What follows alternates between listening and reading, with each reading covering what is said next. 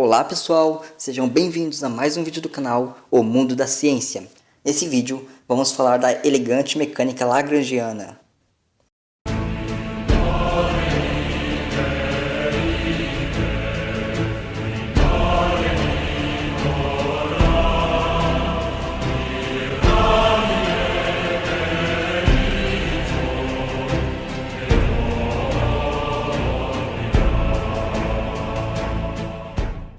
A mecânica lagrangiana surgiu em meados do século XVIII, quase um século após Newton, através de Joseph Lagrange e Leonhard Euler, que a desenvolveram independentemente.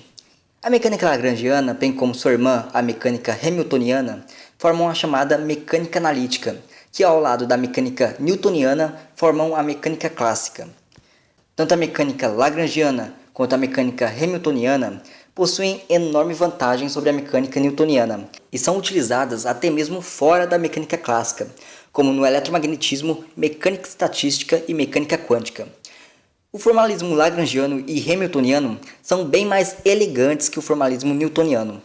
É impensável utilizar Newton em mecânica quântica, que só se desenvolveu graças ao formalismo hamiltoniano. A mecânica newtoniana é boa para descrever sistemas simples, com poucos corpos ou poucas interações, mas é um formalismo extremamente pesado e pouco versátil. Newton utiliza o formalismo vetorial, onde as forças possuem três componentes. Para cada corpo, teremos três equações, uma para cada componente. Em um sistema de n corpos, teremos 3n equações. A descrição newtoniana vai ficando cada vez mais complicada com o aumento da complexidade do sistema. Os físicos do século XVIII perceberam que muitas vezes a descrição newtoniana de um sistema físico é redundante, isto é, utiliza mais equações ou componentes do que o necessário.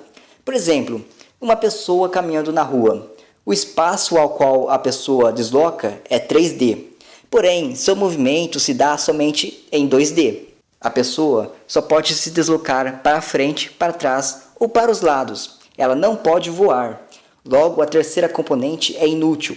Para a dinâmica do sistema, ela terá liberdade somente para caminhar em x e em y, e não em z. E chamamos essas coordenadas livres de graus de liberdade. Nesse exemplo, o grau de liberdade é 2. Apesar da pessoa estar num espaço tridimensional, seu grau de liberdade é 2 e não 3. Um outro exemplo é o pêndulo simples. O pêndulo se movimenta em duas dimensões, em x e em y. Porém, perceba que não são todos os pontos x que são permitidos para o pêndulo. As coordenadas x e y estão presas a uma relação, ou melhor dizendo, um vínculo.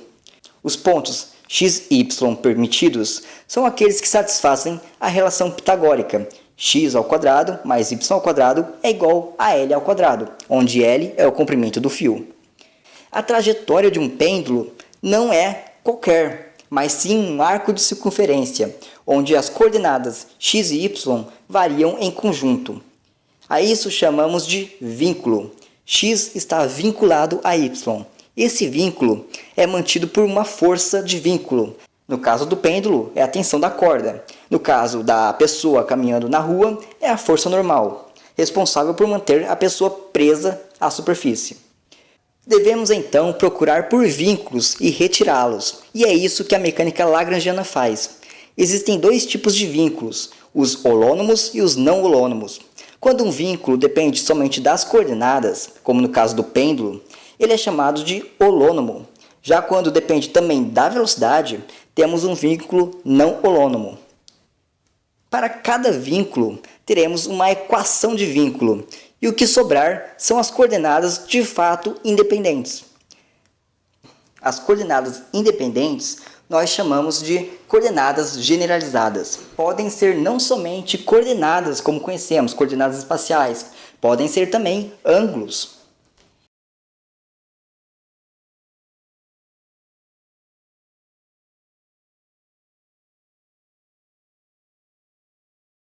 Voltando ao exemplo do pêndulo simples, x e y não são coordenadas independentes. Existe um vínculo entre as duas coordenadas.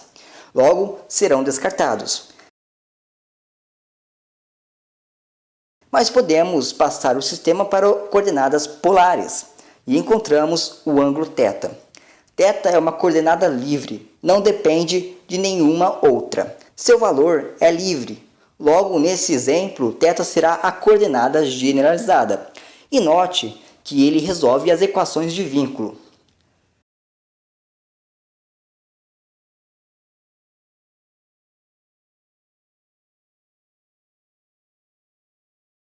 Como apenas θ tem valor livre, o grau de liberdade do sistema, nesse caso, é 1. Apesar de ser um movimento bidimensional, o grau de liberdade é 1.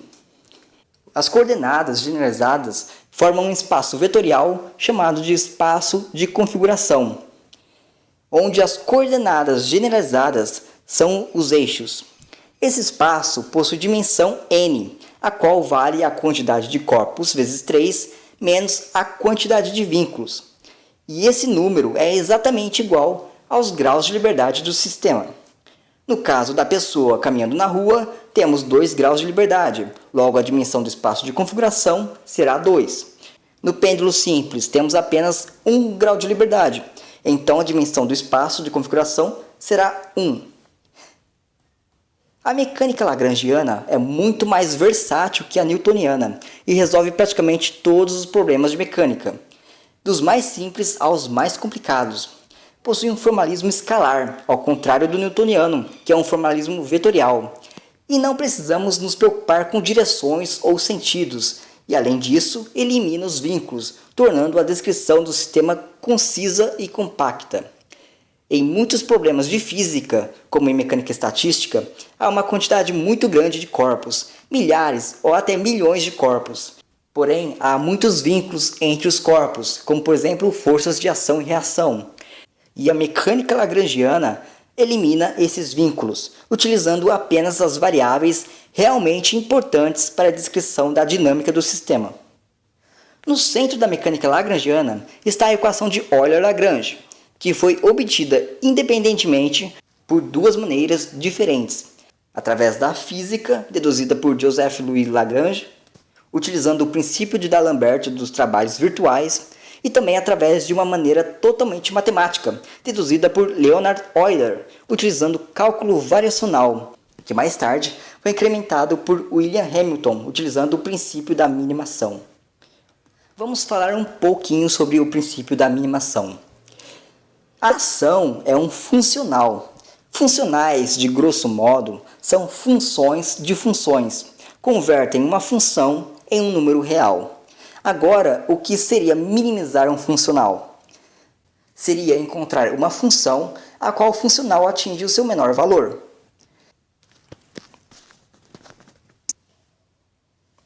Por exemplo, a distância entre 2 pontos é um funcional. A função que minimiza a distância entre 2 pontos em um plano é a reta. Já a função que minimiza a distância entre 2 pontos em um espaço curvo é uma geodésica. A função que minimiza o tempo para ir de um ponto A até um ponto B em um campo gravitacional é a braquistócrona, e assim por diante.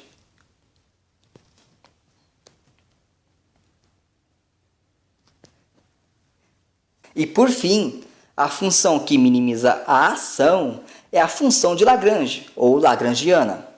A ação é como se fosse a distância entre 2 pontos no espaço de configuração, e a natureza tende a percorrer a menor distância entre 2 configurações, ou seja, minimizar a ação, e a função que faz isso é a lagrangiana.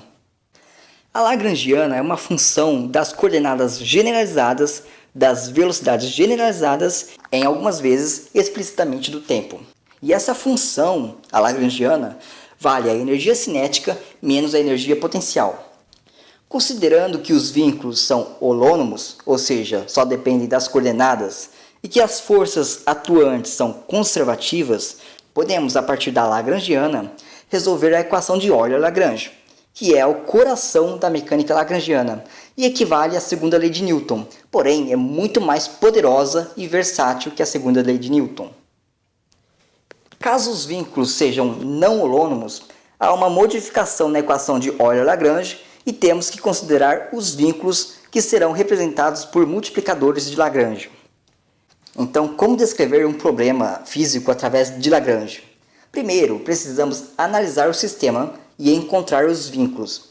Se os vínculos forem holônomos, basta procurar pelas coordenadas independentes. Estas serão as coordenadas generalizadas. Com as coordenadas generalizadas em mãos, escrevemos a energia cinética e a energia potencial, obtendo assim a lagrangiana. Com a lagrangiana, resolvemos as equações de Euler-Lagrange para cada coordenada generalizada QK. Caso os vínculos sejam não holônomos, podemos tentar transformá-los em holônomos integrando.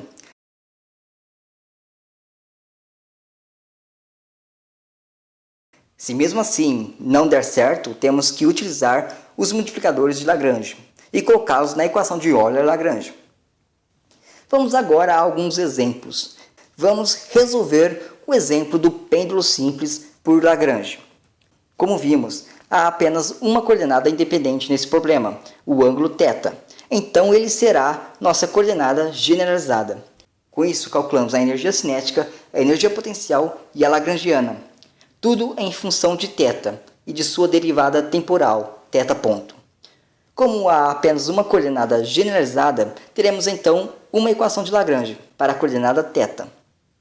Note que para θ pequeno, temos exatamente a equação do oscilador harmônico. Segundo exemplo, pêndulo duplo. O pêndulo duplo é um problema complicado de se resolver por Newton. Primeiro, porque se trata de um movimento caótico. Segundo, porque há 4 variáveis, logo 4 equações, x1, x2, y1 e y2. Mas como vimos para o pêndulo simples, x1 e y1 estão vinculados ao comprimento do fio 1, bem como x2 e y2 estão vinculados ao comprimento do fio 2. Então precisamos encontrar variáveis independentes, e essas variáveis são os ângulos θ1 e θ2. Escrevendo a energia cinética, energia potencial e a lagrangiana em função de θ1, θ1 ponto e θ2, θ2 ponto, obtemos, enfim, a equação de Lagrange para θ1 e para θ2. Lembrando que para cada coordenada generalizada, temos uma equação de Euler-Lagrange.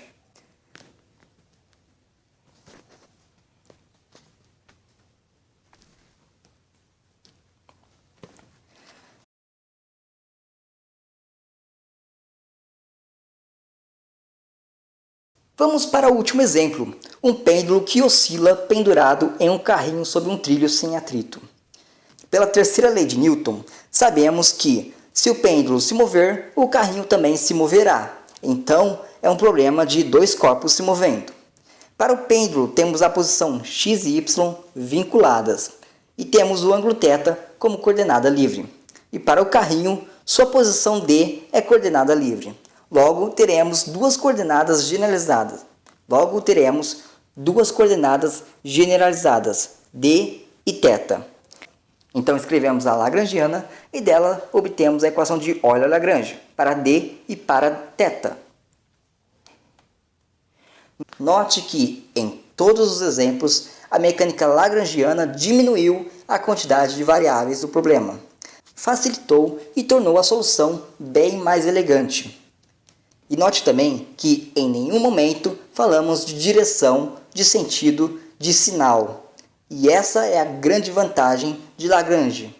Se trata de um formalismo escalar. A direção do movimento não importa.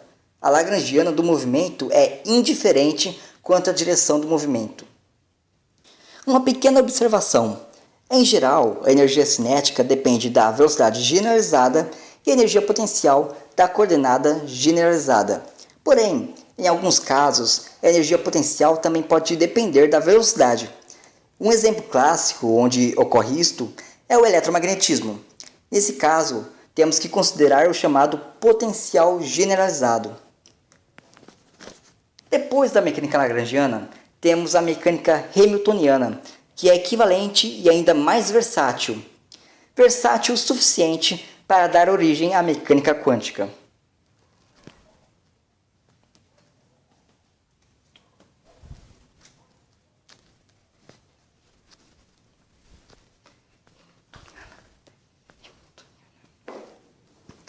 Bem, pessoal, vamos ficando por aqui. Se gostaram, deixe um joinha e se inscreva no nosso canal. Também compartilhe o vídeo e curta nossa página no Facebook, O Mundo da Ciência. Falou e até mais!